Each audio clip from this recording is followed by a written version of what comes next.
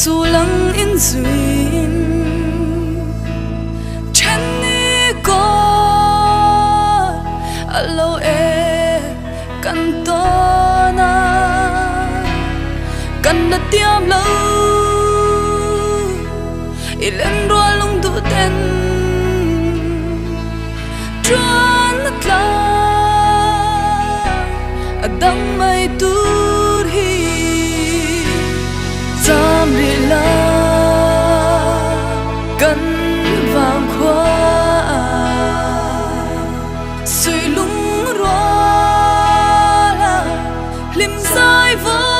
him zan khwa lai la kan in ning long e tam ri la kan vang khwa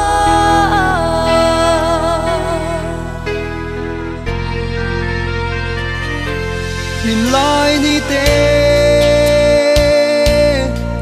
ari lo nge ma se dan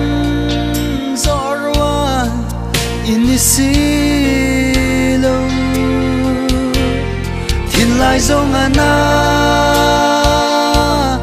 malam hun thirin itel lova tlai ni len chu tam ri la kan vang khwa si lung rua la lim zai vorin zan quat lai la kan in ning long e tam ri la kan vang khwa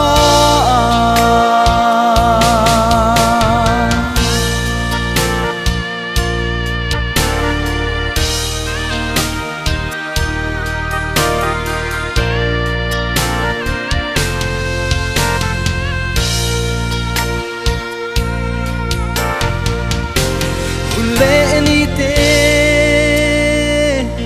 lâu liam zelin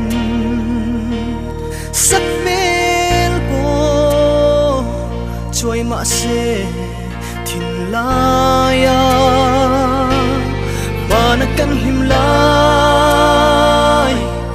mana kan nui lai ngil ni re om don si lâu dam takin o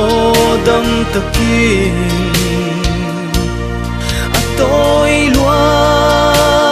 e lim lai ni te ma se chung khoang min veng ton zel se ton le ni